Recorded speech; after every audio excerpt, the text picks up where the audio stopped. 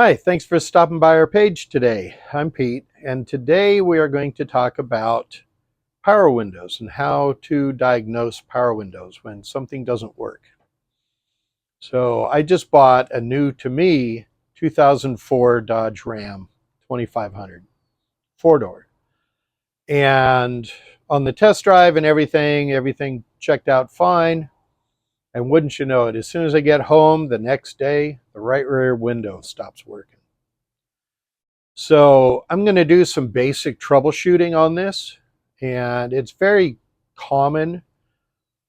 This system is very common to a lot of different types of cars. I'm sure there are some foreign cars, maybe some European cars that might be a little different, but this is pretty common on pretty much all American and Japanese cars.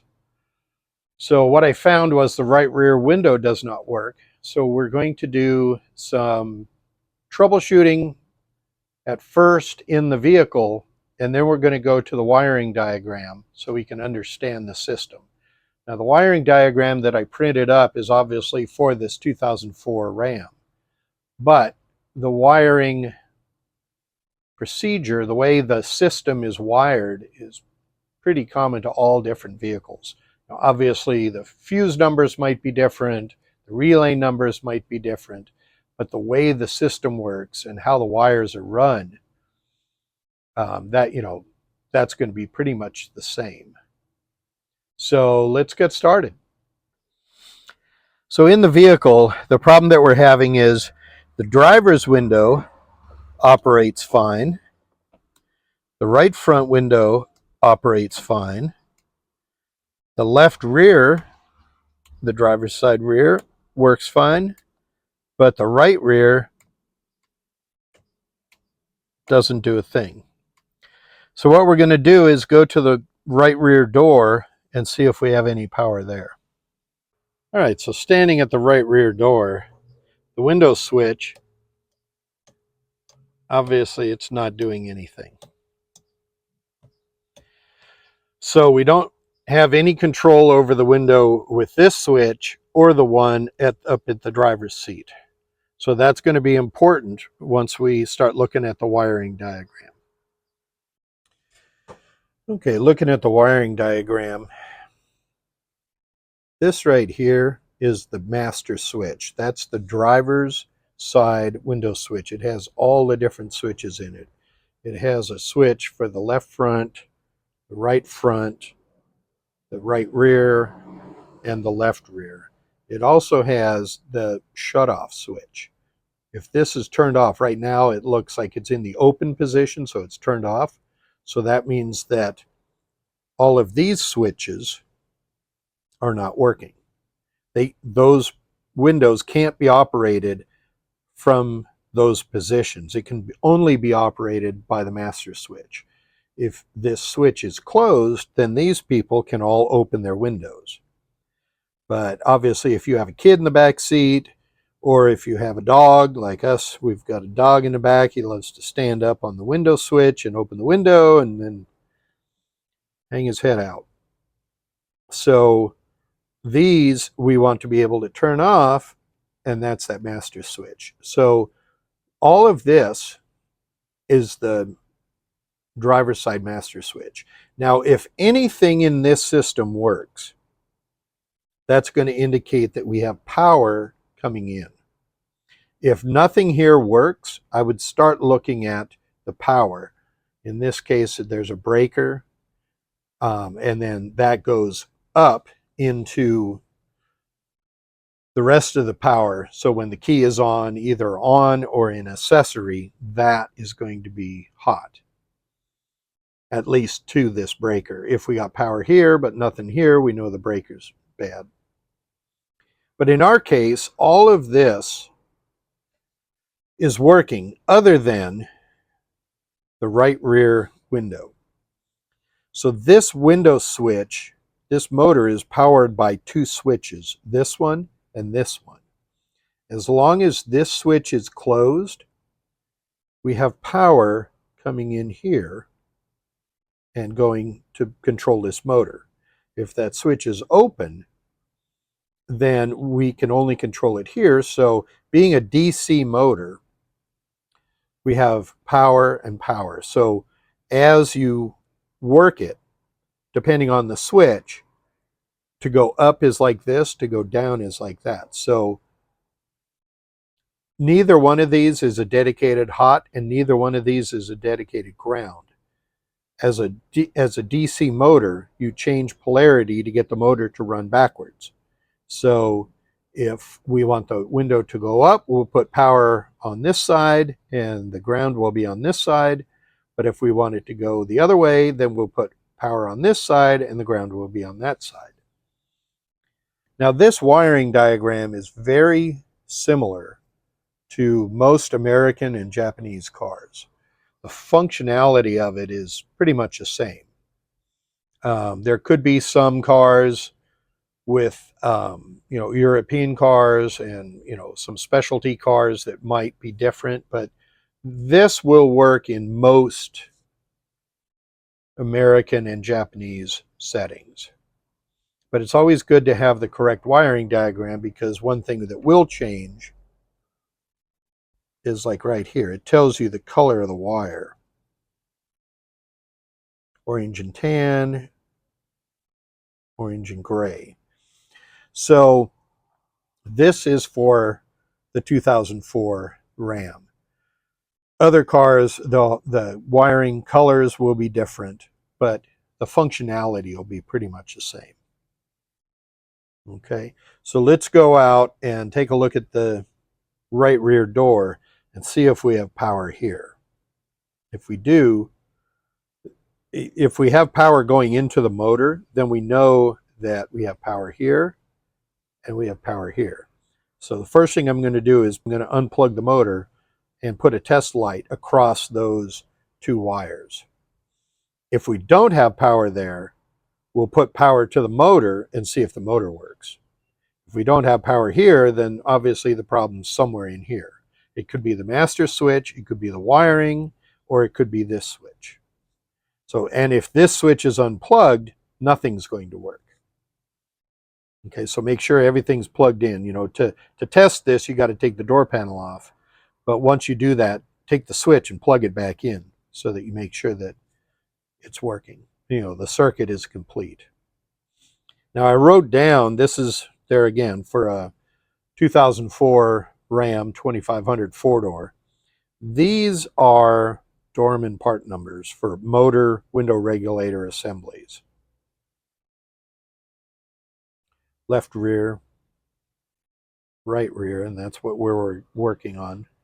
Right front, that's a passenger side front, and then the driver left front. Remember, the driver's side is always the left side of the car. All right, so let's go look at the truck.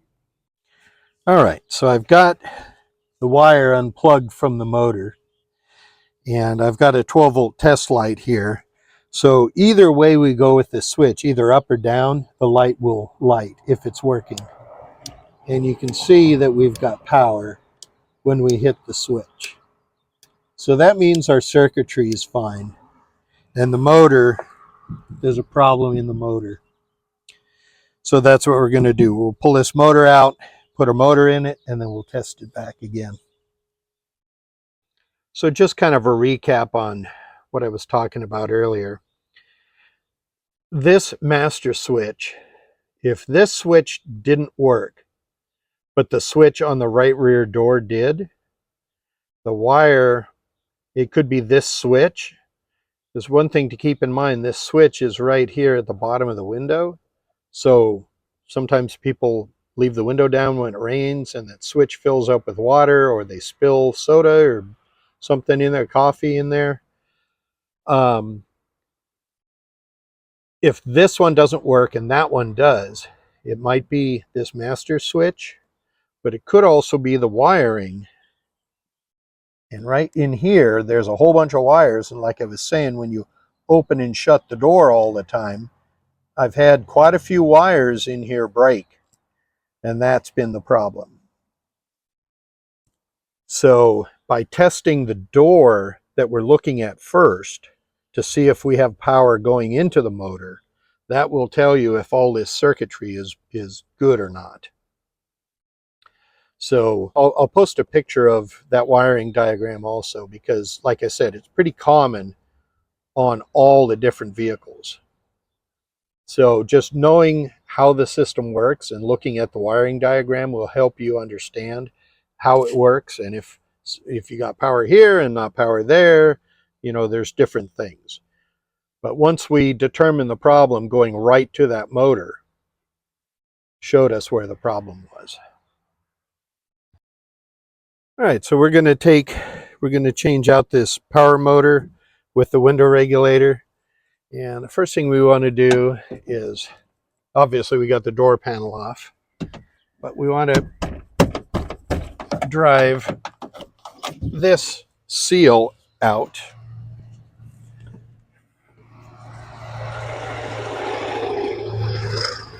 And then I made this block, or these wedges, out of a block. It's a foam block, and it came, I think it originally came on the corner of a hood that I got. But when you take the regulator out, the window is going to want to fall in. So I made these wedges. If you don't buy hoods with the foam block, any kind of foam, high density foam that you can make a wedge out of, we're just going to stick those in here, and that'll help hold the window up. And to do that, now this one is stuck all the way at the top. There's 2 bolts that you need to take off to get the window off. And this one is all the way at the top. So we are going to, this doesn't line up with where I can just get a wrench to it. So I'm just going to loosen the bolt, or the nut, I mean, by hand. And then this one does line up. So we'll just loosen that. And then this should slide over just like that. Okay. And then the rest of this, take that off.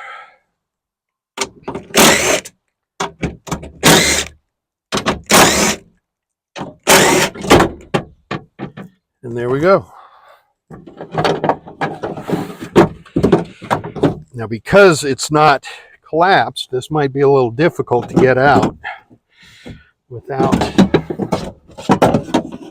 breaking anything. Just kind of take your time.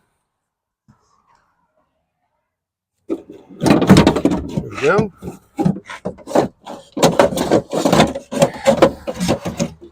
And there we go. It's out. So we have our new window regulator. And we'll go ahead and put this in just like that.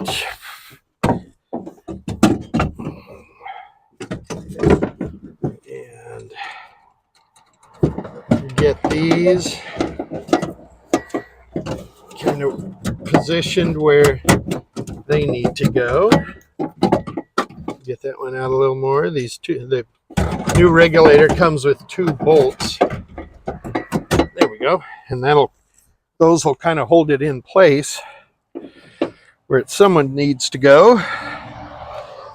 And we'll put these other nuts in, or bolts in. There we go. There we go. And then this will come up. There we go. There. So let's put a nut on here. I can't put these nuts on quite yet because the interior door handle goes here. Actually, I think it goes like that. But I can't put that on until I get the vapor barrier on. So while we're doing this, I'm just going to tighten that up. And then let's plug in the electrical. Okay. And let's get our switch and plug it in. All right, see if we got power. Hey, look at that. It works. Now let's run this up to where the window is. Let's pull it back a little bit. There we go. Just a little right there. There we go. Now slide it to the right. There we go. Just like that.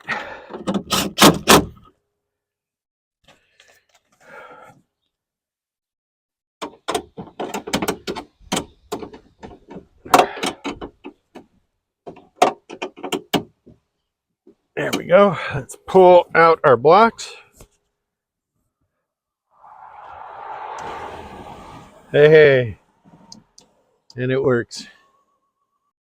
Well, that was pretty straightforward. We were able to diagnose the problem and fix it all at the same time. I was able to get the window regulator at the parts store down the street, so fortunately they had it in stock. This window regulator out of this truck, it's got mechanical linkage.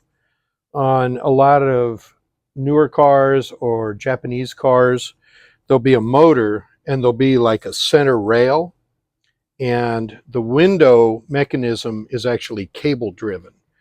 This one doesn't have cable. It's basically just like an X that goes up. And as it goes up and down, it brings the window up and down.